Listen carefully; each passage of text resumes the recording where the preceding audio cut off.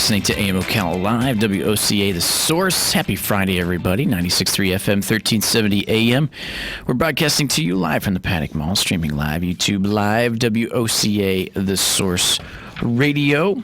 As we're making our way through this Friday, this first day of May.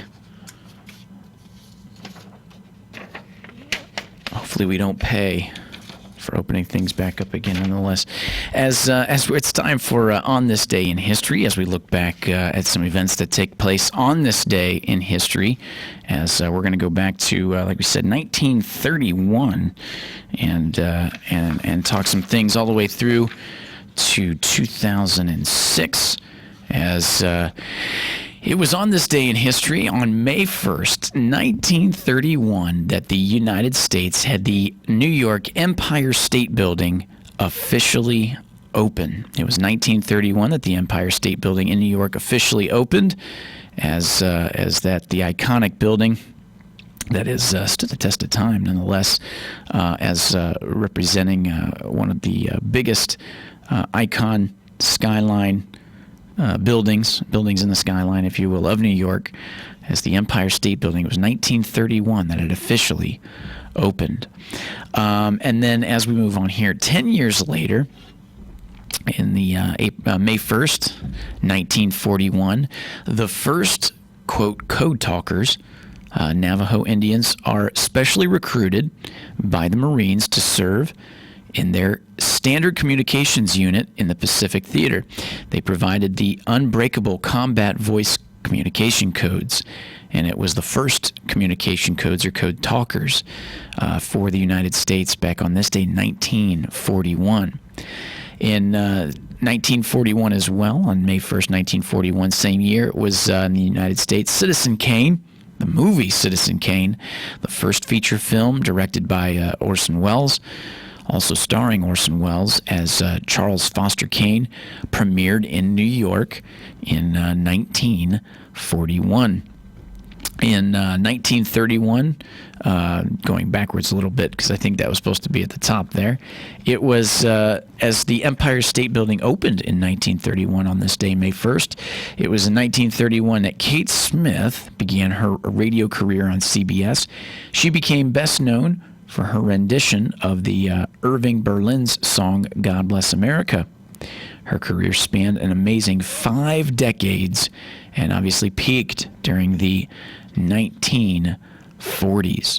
That was in 1931. So 2 events there in 1931 and then 2 events in 1941. So 1931, the United States, the Empire State Building in New York officially opens, and Kate Smith begins her radio career on CBS that spanned 5 decades. In 1941, we said the Code Talkers, the Navajo Indians, the first Navajo Indians for Code Talkers recruited by the Marines to serve in the communication standards in the Pacific, was 1941 on this day. And on this day, Citizen Kane, the movie Citizen Kane, the first feature film directed by Orson Welles, premiered in New York. As we move on here a little bit, it was in 1937, the Neutrality Acts. On this date, May 1st, 1937, America strengthens its Neutrality Act, first passed in 1935 and amended in 1936, to which created an embargo on arms trading to countries at war, loans or credits to countries at war. In 1937, the Neutrality Act was amended, again stating that, quote, all trade with countries involved in war must be conducted on a cash and carry basis. It was 1937, the Neutrality Acts, May 1st, 1937. Moving all the way up to 1960, it was on this date in 1960, it was the Soviet Union's American U.S. spy plane. It was on this day, May 1st, that the American U-2 spy plane is shot down over the Soviet Union near Sverdlovsk. The Soviet Union captured pilot Gary Powers, which prompted continuing deterioration in relations between the United States and the Soviet Union. It was on this day in 1960 that the U-2 spy plane went down, which is just an incredible aircraft, nonetheless. The U-2 spy plane, just as an aviation geek, it's one of the ones that was always very, very interesting. Nonetheless, Lockheed Martin's U-2 spy plane, nicknamed the Dragon Lady, is an American. It's a single-engine jet, that high-altitude reconnaissance aircraft, and it was operated by the United States Air Force. As we mentioned with the U-2 spy plane, it was Gary Powers, which prompted the continuing deterioration of relations between the United States and Soviet Union. As the airplane itself, originally proposed in 1953, was approved in 1954, and a flight test done in 1955. Obviously, like we just said, flown during the Cold War over the Soviet Union, also China, Vietnam, and Cuba.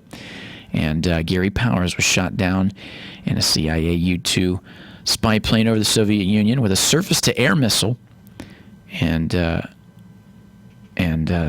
was on this day in history as the U-2 spy plane. Just incredible aircraft, as very, very high altitudes. I'm trying to find here what exact altitude those things were set to fly at, but nonetheless, just incredible American innovation.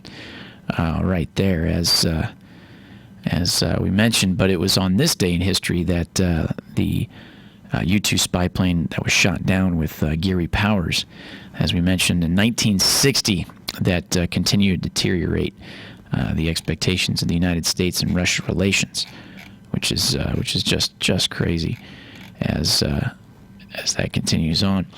Moving forward then to 1962. This one's kind of interesting here. In 1962, in the United States, the first Kmart department store opened in Garden City, Michigan, selling a range of clothes, shoes, housewares, bedding, furniture, jewelry, beauty products, and electronics.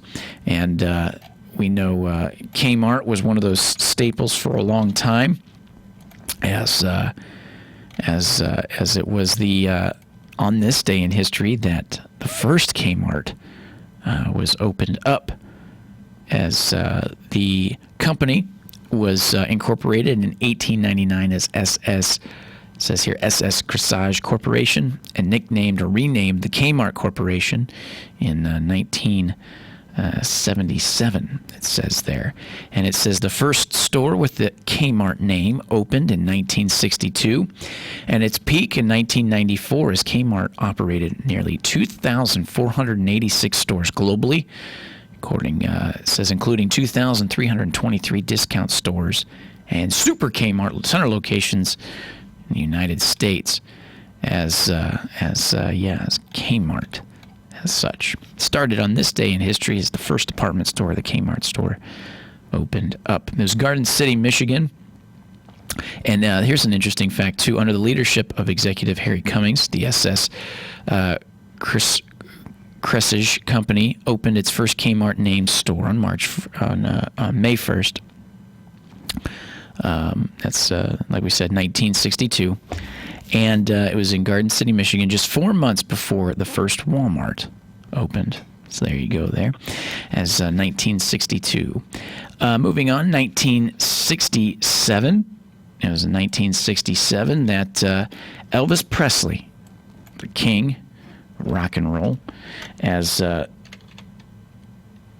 says here, Elvis Presley married his longtime girlfriend Priscilla and Maylou 21 at the Aladdin Hotel in Las Vegas, and it was interesting there is it was on this date in 1967 as Priscilla Ann Presley. Priscilla Ann, I can say the last name, Beaulieu, something like that, at 21 years old in a hotel in Las Vegas. It was on that day, 1967, that ladies, he was taken off the market. Moving on here to 1971. It was on this date, May 1st, 1971, that U.S. Amtrak went into service to provide intercity passenger train services. All Amtrak's preferred stock is owned by the U.S. federal government. That's kind of interesting there, too. As we know of Amtrak, it's owned, like we said, by the United States government as the National Railroad Passengers Corporation, doing business as Amtrak. It's a passenger railroad service that provides medium and long distance intercity service in the contiguous United States and to 9 Canadian cities. And it was 1971 that a quasi-public corporation to operate many U.S. passenger rails has received a combination of state and federal subsidies, but is managed as a for-profit organization. And Amtrak's headquarters is located 1 block west of Union Station in Washington, D.C. As they say, Amtrak now serves more than 500 destinations in 46 states and the 3 Canadian provinces, operating more than 300 trains daily over a span of 21,400 miles of track. Amtrak owns approximately 623 miles of the track and operates an additional 123 miles of track. And some track sections allow trains to run as fast as 150 miles per hour. That's pretty neat there. So it was on this day in history in 1971 that Amtrak went into service 49 years ago. Incredible. And moving on to 1982, it was 1982, World's Fair opens in Knoxville, Tennessee, as it was on this date, May 1st, 1982, that the World's Fairs opens in Knoxville, Tennessee, and the theme of the year was Energy Turns the World, and more than 11 million people visited the exposition during the 7 months that it was open.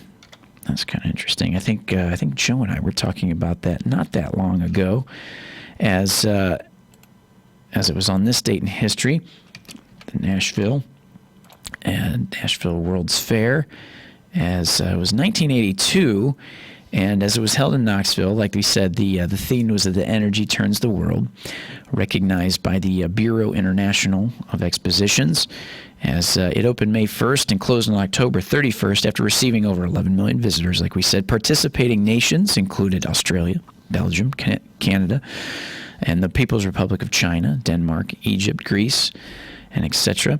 It says the fair was constructed on a 70-acre site between downtown Knoxville and the University of Tennessee campus. The core of the site primarily consisted of a deteriorating Louisville and Nashville Railroad yard and depot. The railroad yard was demolished with the exemption of a single rail line, and the depot was renovated for use as a restaurant during the fair. The Sun Sphere, a 266-foot steel tower, topped the 5-story gold globe, was built as the main structure and the symbol for the exposition, and today the Sun Sphere stands as a symbol for the city of Knoxville. That's kind of neat, as that still remains. And the original design of that sphere, the sphere portion, has a pretty big diameter of 86.5 feet. And that's pretty crazy, because it's 86.5 feet in diameter to represent symbolically the scale for the diameter of the sun, which is 865,000 miles in diameter is the sun. That's kind of cool there. So it was on this date, May 1st, that the World's Fair 1982 for Knoxville, Tennessee began. In 2001, on this date, May 1st, 2001, Thomas E. Blanton Jr. became the second ex-Ku Klux Klansman to be convicted in the 16th Street Baptist Church bombing by members of the Ku Klux Klan group in Birmingham, Alabama. The bombing of the African-American church resulted in the deaths of 4 girls, and that was in 2001 on this day, May 1st. And lastly, as we round out the bottom of the 9 o'clock hour here, in 2006, it was in 2006, May 1st, that the Great American Strike was one-day boycott of the United States schools and businesses by immigrants, both legal and illegal. mostly Latin American origin, and it's estimated that 1 million people participated in the demonstrations of mostly Hispanic immigrants who skipped work and took to the streets in protest at the immigration reform proposals. This was on this date in 2006. Incredible. As we come to the bottom of the 9 o'clock hour, stay tuned. We got some more good show rolling for you this Friday, May 1st, as we'll keep it coming for you. You're listening to WOCA Ocala, 96.3 FM, 1370 AM. We're back after this.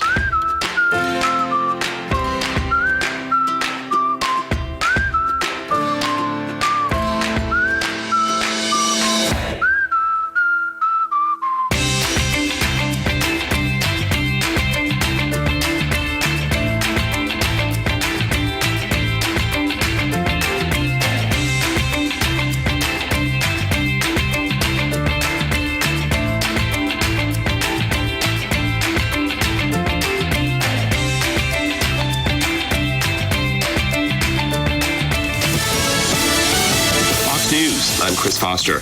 Joe Biden, for the first time, publicly addressing sexual assault allegations against him, saying in a statement, it didn't happen. A woman who was on then Senator Biden's staff, Tara Reid, says he assaulted her in a hallway in 1993.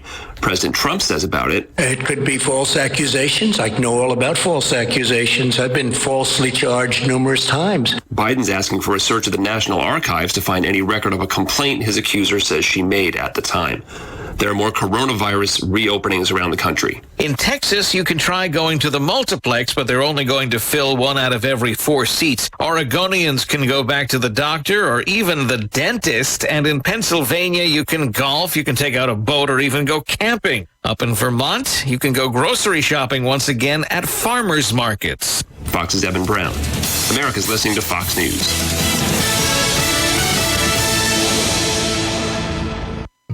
Because this is a radio commercial, we can't show you images of our Lowe's associates. We can't show you them rebuilding communities, delivering supplies, or providing support during the crisis we're facing now. But if you look around, they're not hard to spot. 300,000 people working to keep your home working. It's what we've always done and what we'll continue to do. Because home is what unites us. Lowe's, here for you in store or 24/7 at Lowe's.com. How much money would you like to save just by doing something you're already doing? How about 40%? With Allstate, safe drivers can save 40% just by doing something they're already doing. Driving safe. That's right, 40% just by driving safe. Visit Allstate.com or call a local agent for a quote today and see just how much you can save when you drive safe with Allstate. Not available in every state. Savings vary based on DriveWise and other safe driving discounts. Subject to terms, conditions, and availability. Allstate Fire and Casualty Insurance Company and Affiliates, Northbrook, Illinois.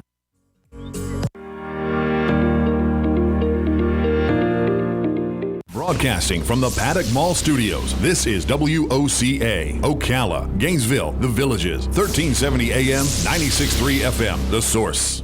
Hey folks, time for this week's super specials at Bob Wine's Camellia Gardens in Ocala. If you've been wanting a bottle brush, now is the time. Bob Wine's is the place. Take your pick from the smaller dwarf size bottle brush, the tall size, and those popular slim bottle brush with prices starting at a super low $15.99. And speaking of trees, you've got to see Bob's huge selection of citrus trees. Just about every one has special spring discount pricing, and many are bearing fruit right now. Prices start as low as $59.99, and you get a free bag of fertilizer too. And look, there's a BOGO on blueberries. Buy one, get one free. Of course, crepe myrtles, they're here, and Bob has them in a long list of colors, starting as low as $24.99. And when you choose one in dark red, white, or pink, you buy one and you get one at half price. Check them out now, BobWinesCameliaGardens.net. Then come to Southeast 38th Street, Ocala, daily till 4:30 in the same blooming place since 1952. Additional funding is now available for the Paycheck Protection Program. Apply now. Over $300 billion additional dollars in 100% federally guaranteed loans are available to small businesses and independent contractors. Funds can be used towards payroll costs, rent, utilities, and interest on mortgages. Get, gather, and go now. Get informed by visiting OcalaCEP.com COVID-19 updates page. There you can gather the needed documents and go apply. For info, visit OcalaCEP.com COVID-19 updates page. We'll have plenty of sunshine, high today 79 to 83, then clear and cool this evening, low tonight 53 to 61. Saturday and Sunday both will be pleasant days with plenty of sunshine, high on Saturday 84 to 87, high Sunday 87 to 92. Then Monday and Tuesday, sunshine and patchy clouds, high Monday 87 to 95, high Tuesday 89 to 96. From the Florida Weather Center, I'm Holly Holden. Hi, this is Brittany from Mike Scott Plumbing. I wanted to take a moment to let you know that during these tough times, Mike Scott Plumbing is still here, ready to help you in every way we can. We know life doesn't just stop, and when it breaks, we know your plumbing doesn't just magically start working again. Mike Scott Plumbing is taking every precaution